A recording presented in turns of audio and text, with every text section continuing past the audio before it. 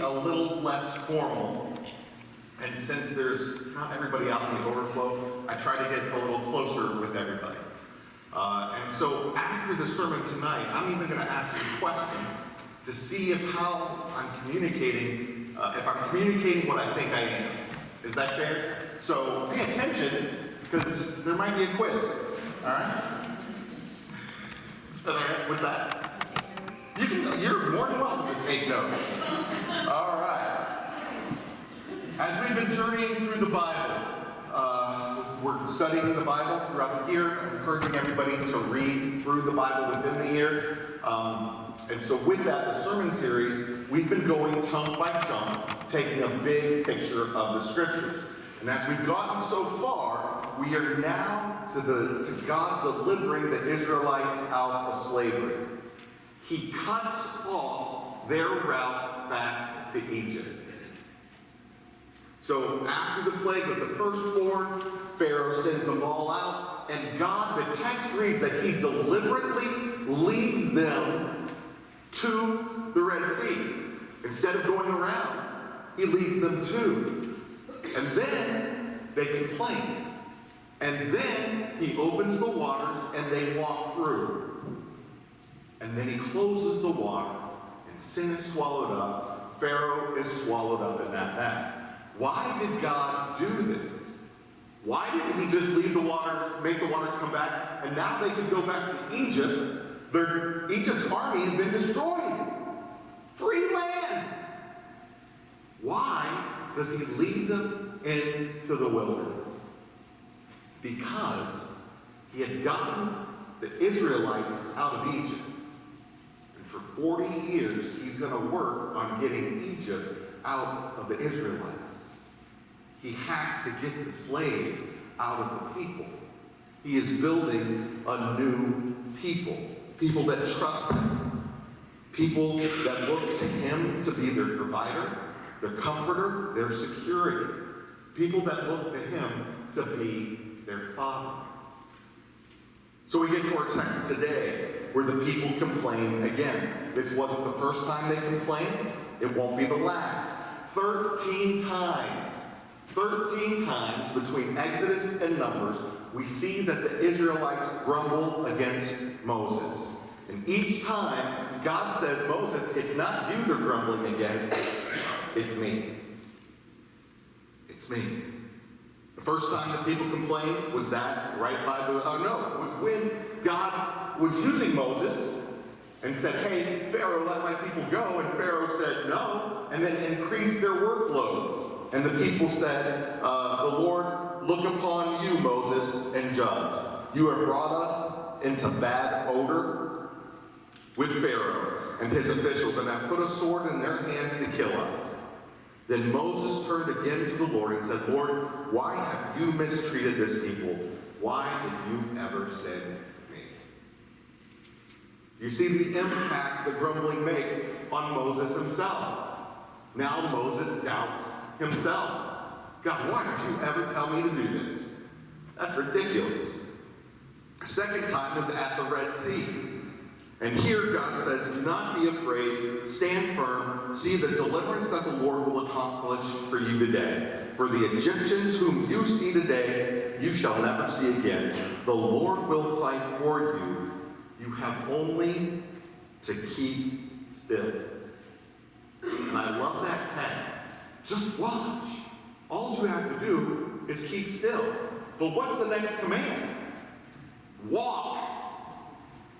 There is a way of keeping still and walking at the same time.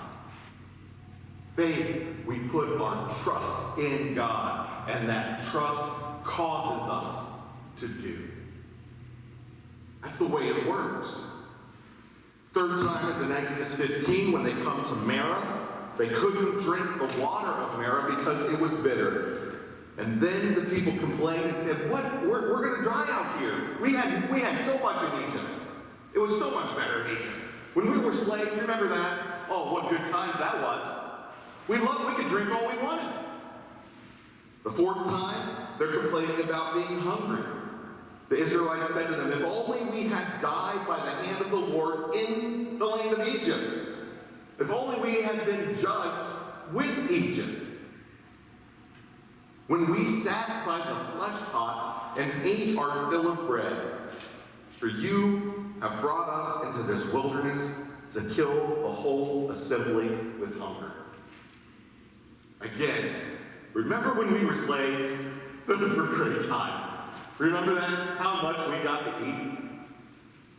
Then they again complained about being thirsty, this time not at Marah, but another place. And they quarreled with Moses and said, give us water to drink. Moses said to them, why do you quarrel with me?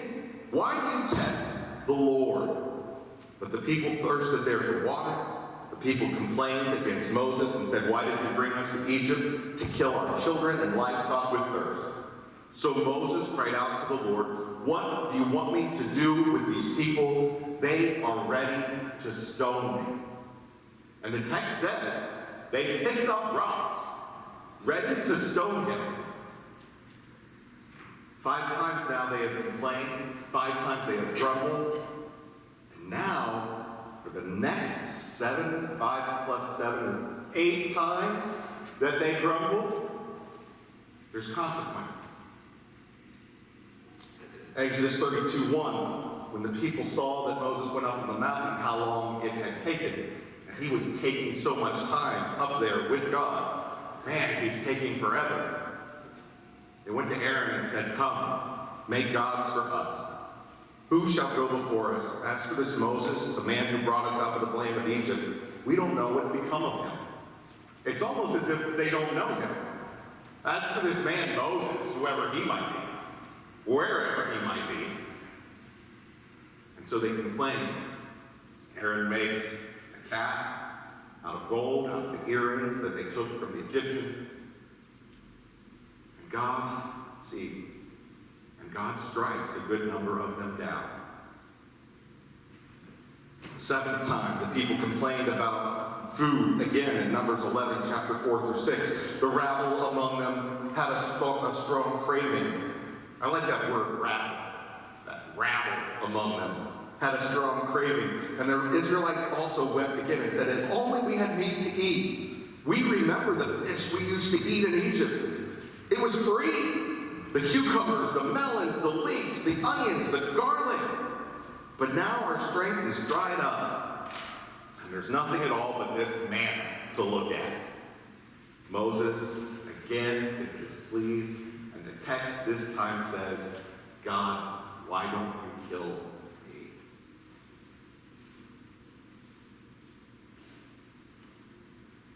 Eighth time, Miriam and Aaron complain about Moses' leadership. Moses married a woman from another race. Oh, this was before the command not to do that, by the way. And so they're upset with Moses. The Lord then speaks. While they were at Hazeroth, Miriam and Aaron spoke against Moses because of the Cushite woman whom he had married. And they said, has the Lord spoken only through Moses? Has he not spoken through us too? And the verse says that not only did Moses hear it, but the Lord heard it too. Miriam gets leprosy for 7 days. Then again, the 9th time in Numbers chapter 14, the people complain about how difficult they think it's going to be to enter the promised land. They send out the spies. 10 spies come back saying, oh no, the people are too big and too numerous. They're going to destroy us. And then all the Israelites complained against Moses and Aaron. The whole congregation said to them, would that we have died in the land of Egypt, or would that we have died in the wilderness. Now, oh, if only we had died in the wilderness. Where before they were like, oh, only if we had died in Egypt. Oh my gosh. If only we had died in the wilderness. Why is the Lord bringing us into this land only to fall by the sword? Our wives and our little ones will become booty. Would it not be better for us to go back to Egypt? So they took a boat and said to one another, let's choose a captain who will lead us back to Egypt. We need a new leader. one who will take us back into slavery. We don't want God as Father. It was better when we were slaves. Numbers 14, 11, and 12. And the Lord said to Moses, how long will this people despise me? How long will they refuse to believe in me, in spite of all the signs and all I have done among them? 10th time, a couple years later, some leaders rise up questioning Moses. And they say, hey, aren't we as good as Moses? And in some ways they are. Let's make that clear.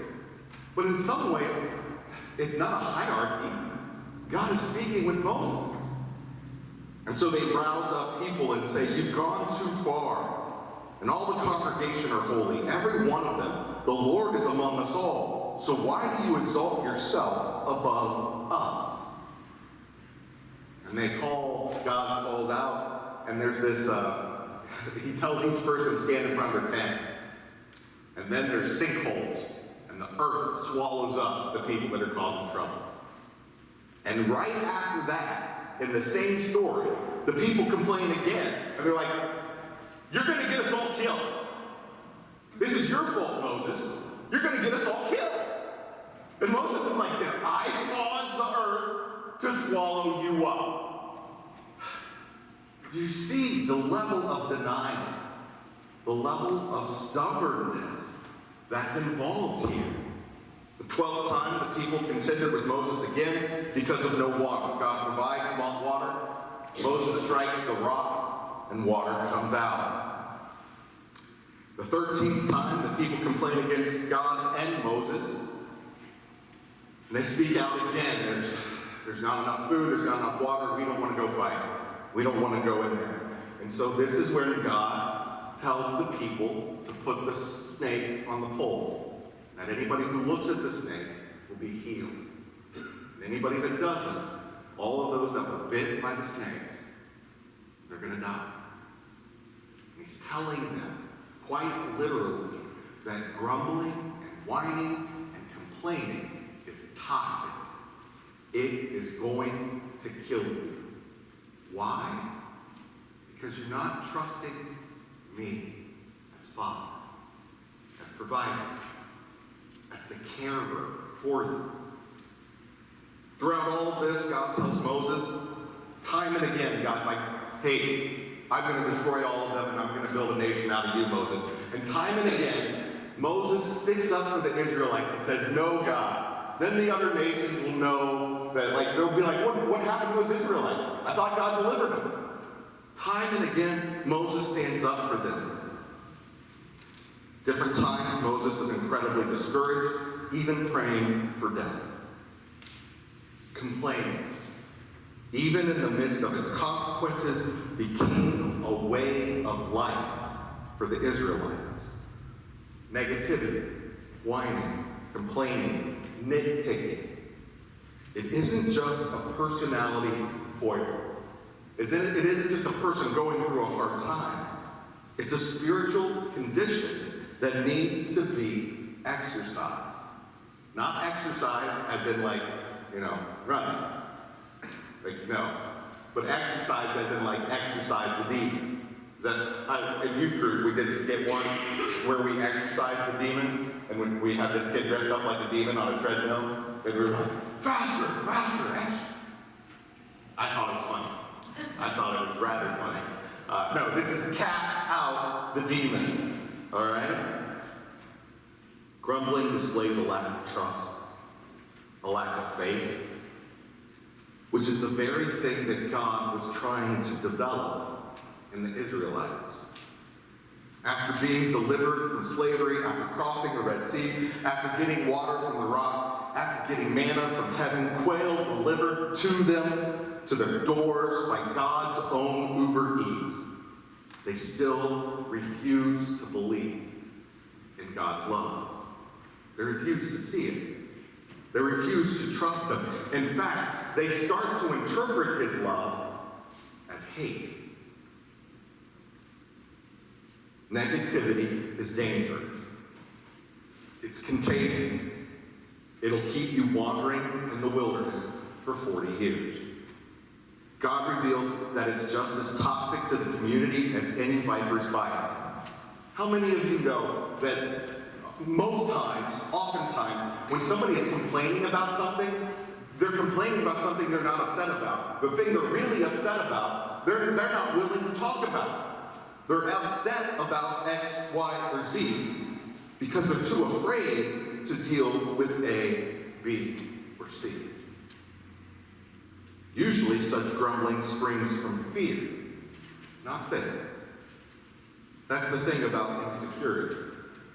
It always demands more. More proof, more time, more attention, more control, more certainty. The more you feed the insecurity, the hungrier it gets. Relationships are never built on certainty, but on trust, on faith. Here's the thing. The Israelites displayed many of the same symptoms that we have in our world today. We don't want to have to trust God. We don't want to have to trust Him for our provision, our direction, our comfort, our security. We don't want to have to trust Him to be our Father. Instead, we want to trust in our routines, our particular customs, in the way it's always been done before. Even when the ways it's always been done before no longer work, and their consequences are all too apparent. Over a quarter of churches in America will close their door this year. Over a quarter. There are some in our congregation tonight who are living through this reality today, whose congregation just closed their doors. In fact, the Israelites embody many of the characteristics of dying churches. According to the studies of dying churches have a few things in common. Slow erosion. People aren't as committed. They don't attend as often or at all. But because it's slow, nobody notices at first. And then they get used to people trickling off. And that's the norm. They also have this in common. The past is the hero. The more insecure the people become, the more they worship the past. I'm not talking about fighting over biblical truths or morals or doctrines, but in the past, I'm talking about the way it used to be, the way we want it to be now, the way we think it still should be.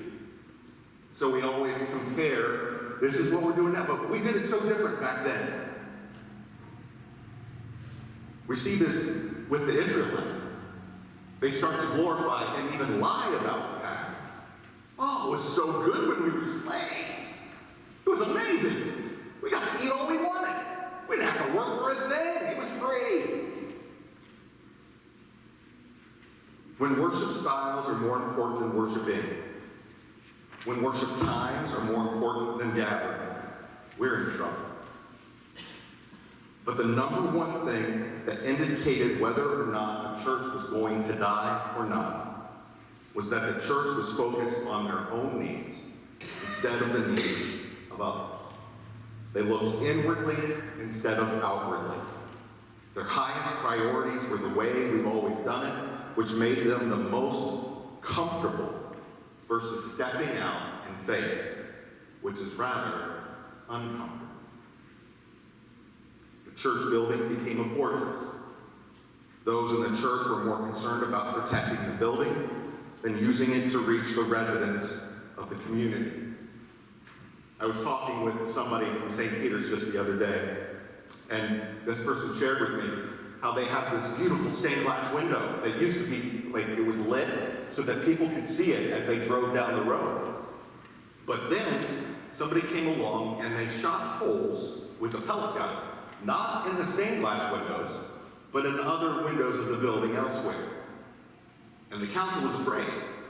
And so they said, hey, let's not light those windows anymore. So now, protecting the stained glass was more important than sharing the message of the stained glass with those who drove by. This is how it happened This subtle shift of protect, of fear. The church becomes a fortress. In terms of church survival, there's one hard, steadfast rule. Others first equals life. Me first equals death. When a church ceases to have a heart and for ministry and for its community, it's on the path towards slow but certain death. Thriving churches risk. Dying churches are focused on self-preservation. Dying churches have a budget focused on preservation. Thriving churches have a budget focused on serving those outside. In dying churches, the Great Commission is nowhere to be found. Preferences reign supreme. Ministry is based on fear of losing versus faithfulness to God's calling. Here's the thing. Whether we are the Israelites in the wilderness or the average Christian in America today, God is still seeking to form us into a people that trust Him to be their comfort, their security, their passion, their provider, their Father. That means we have to give up on a lot of things that make us comfortable so that we trust in Him. This is expressed most fully in Christ.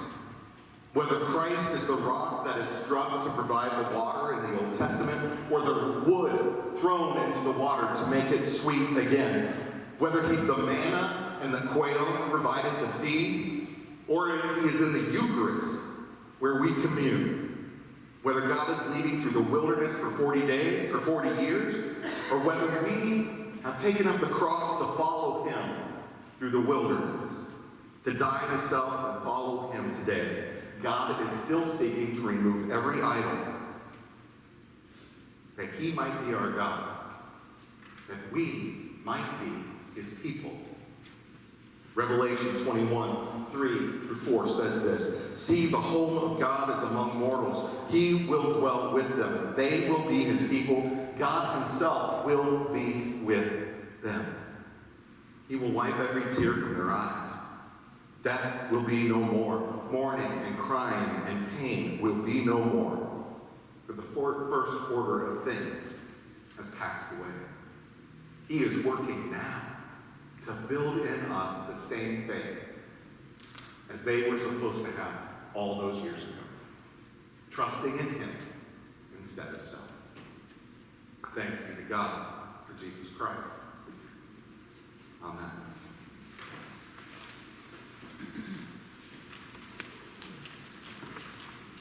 Please stand and sing with us, "Take My Life and Let It Be."